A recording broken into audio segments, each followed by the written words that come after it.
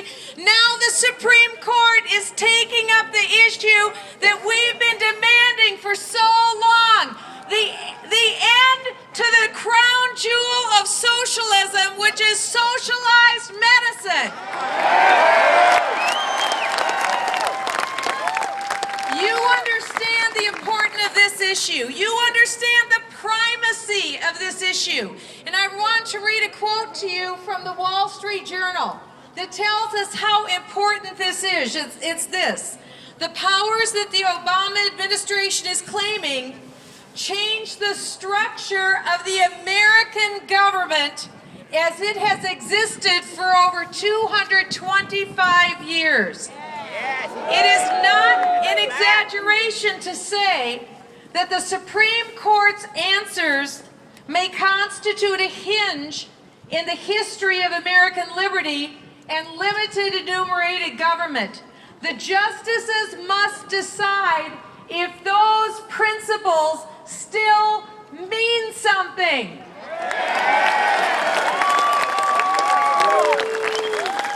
Let me ask you, is James Madison, who wrote the Constitution of the United States, are the principles of limited government with the enumerated powers, are those still relevant today? I'm not sure if they can hear you. One more time. I think even Nancy Pelosi heard you.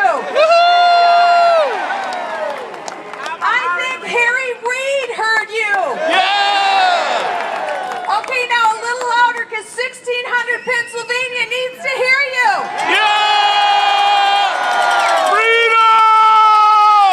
Mr. President, yet you told us you were the great uniter.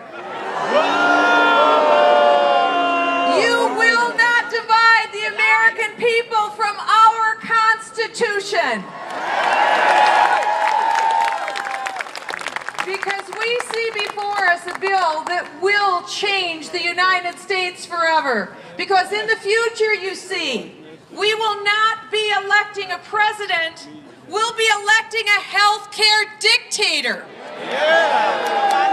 And we will see politicians trot out the politically correct disease or the politically correct cure. And that's what the president will run on. That's not the United States of America.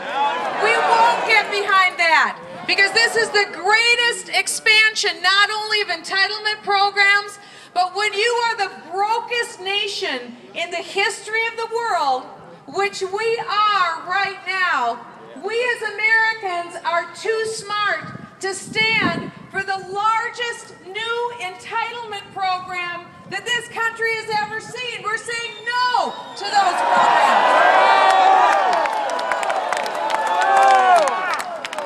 2 new entitlement programs alone will expand by over $1 trillion in spending that we don't have. And so all those printing presses that get fired up to print more worthless money will have to go on overtime. They'll have to set up generators to run those printing presses.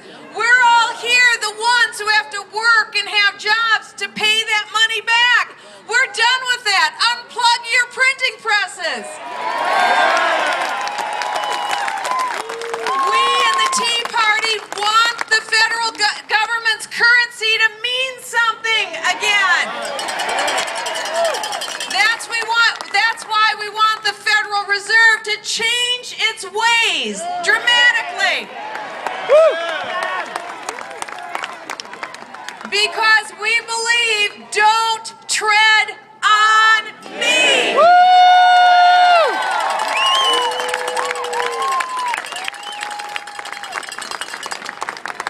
We don't see James Madison's Constitution as an impediment. It was meant to be our bulwark against the socialists and what the socialists intended to do to cede our authority from us. You see, in England, there was a king and there was a queen. And in the United States, James Madison and our founders saw look around, that each one of us would be the kings and the queens of this nation. We are the sovereigns. We are the sovereigns. And that's what sets us apart from every other nation in the world, because power comes from us, not from this marble building behind us.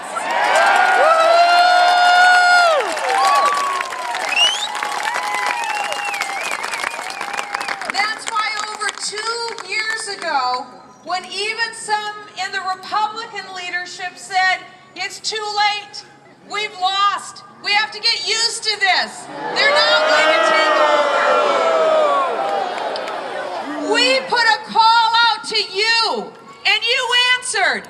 And over 40,000 Americans came and gathered here and there and all across these grounds and said, not with my health care, you don't. Not with my freedom, you don't. Not with my sovereignty, you don't. And you came. And on the nights, on March 21st, when Nancy Pelosi put the bill before the House of Representatives, and after one lie after another, that bill was passed. We were there working with our colleagues, begging and pleading, don't sign this bill. I found myself up on the second floor of the Capitol, and there's the East Grand Staircase, and many of you have been in our beautiful Capitol, and you've seen the painting that I'm about to refer to. It's called The Signing of the Constitution of America by William Chandler Christie. Go in, take a look at that magnificent painting. If it isn't in every child's school book, it should be in every child's school book. It depicts the signing of that Constitution. And when you look closer at the painting, it shows about half of the founders looking at Washington. And it shows about half of the founders looking at us. Those of us that are looking at the painting. And as we were there, many of us were on our knees praying that night, praying about what would happen. And as I came down the staircase, I looked at that painting and saw it in a different light than I'd ever seen it before. And it was almost as though Franklin was looking at me. And it was almost as though Gouverneur Morris was looking at me. And that Roger Sherman was looking at me, saying, look what we have given to you. We've given you a constitutional republic. You'll never know what it cost us to give you this.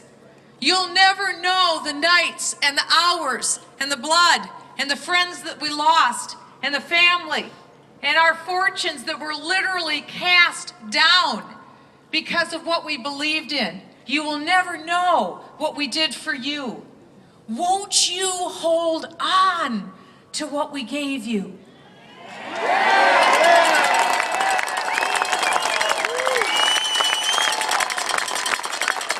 That night, I committed as I looked at that painting that I would never forget what the founders did, and that together we would never allow them to triumph over our liberty. They would never prevail.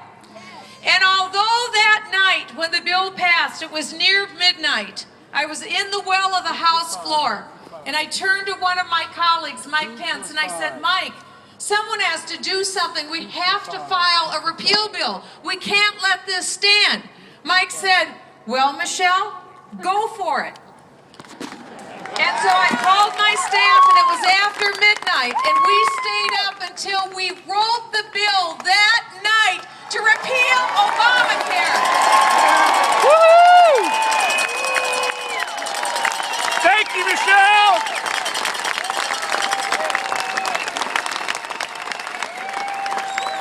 And the next morning, I was the first member on the floor of Congress to introduce the bill. I slapped it down.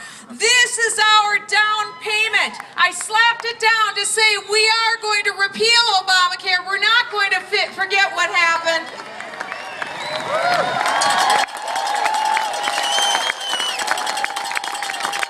Because we made a decision, all of us. It wasn't one person. It wasn't me. It was you. We made a decision decision that we will not wave the white flag of surrender when it comes to liberty and our health care.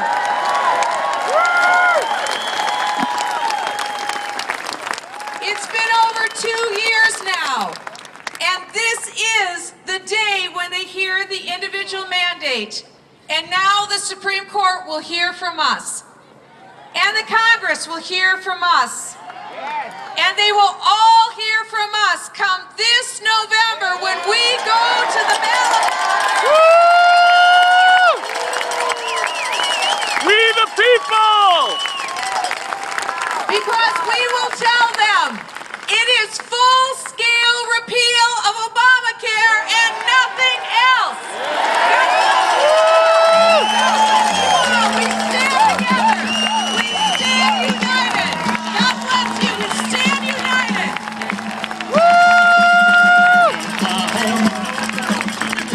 Freedom!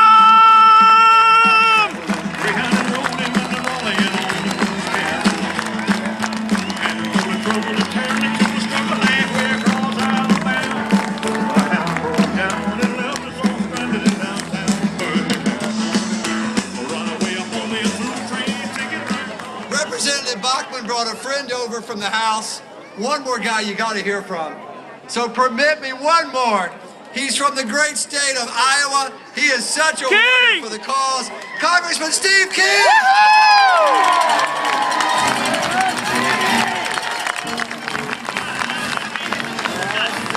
Thank you. Thank you all very, very much. Thank you, Steve! I know you've been out here, you've been here over and over again. Keep those yellow flags in the air because we're anything but yellow. Don't tread on us. And it's encouraging to me to see all your faces, to hear Michelle reminisce on what's happened over the last couple of years. And some of you and many of you were here on that date, November 5th of 2010. And then again on March 22nd and 23rd, 21st, 22nd, and 23rd, 2 years ago. I wanted to tell you that when they rolled out the first Obamacare bill, we went down into the conference and the first language came out. They gave it to us a title at a time, and it more or less was this. This is what's in it. We don't have the votes to stop it. This is when you get your plane ticket to go home after it passes. And some of us stood up and said, we got to kill this bill. Woo! Michelle and I walked out of there and down the steps of the Capitol, and she turned to me and said, Steve, we've got to stop this bill. I said, yes, we've got to stop this bill. She said, how do we do that? It's the only thing I know is this, that I was hunting some pheasants with with America's most decorated living hero, Medal of Honor recipient and 70-some other medals, Colonel Bud Day. Some of you all know Bud Day, great American hero. And he had said out there on the hills in Iowa, just call everybody to the Capitol, jam the Capitol, surround the Capitol, don't let anybody in, don't let anybody out, they'll have to quit, they won't be able to do business, surround the place. Well, just a few days later, tens of thousands of you were here. That was the House version. Then along came the Christmas Eve bitter pill that the Senate served us. And then along came the March date when you all came back to this Capitol. You did surround the place. For the first time in the history of America, Americans standing up saying, don't tread on me, keep your hands off our Constitution, keep your hands off our liberty. You didn't just make a human chain around this Capitol building, you created a human donut around the Capitol building. For all the reasons that we know. This American liberty is a precious thing. It doesn't exist anywhere else in the world. There's no other country in the world that God looked down on and said, I'm going to make sure that you have founding fathers and that y'all move them around on the field like men on a chessboard, and they're going to find, identify, articulate, debate, market, sell, and convince and bring about a revolution and establish the Declaration and the Constitution and the ratification and the birth of this great nation, all built on liberty. God-given liberty. Amen. They had a hard job. How hard is ours? Preserve it. Preserve that liberty. It's what we must do. And that's what we're here to do today. In the Supreme Court over here, whose windows, by the way, vibrate at the sound of your voice. Freedom!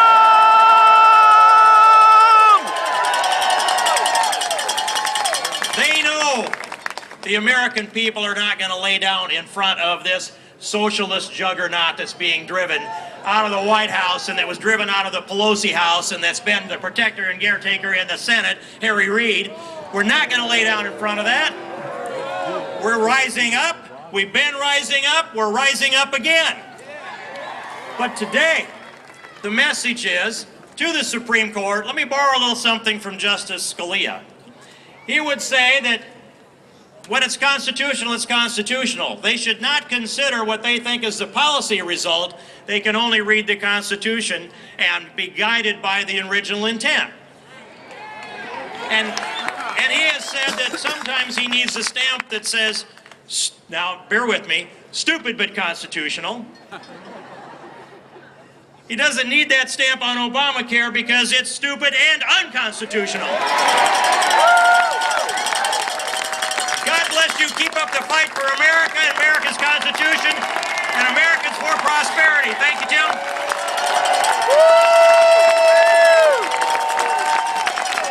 All right. Remember, this isn't an ending point. We're going to keep this effort up. We're going to win our country back. In conclusion, North Carolina, if you'll meet Dallas Woodhouse right here. And folks, thank you for changing the country. Good day, everybody.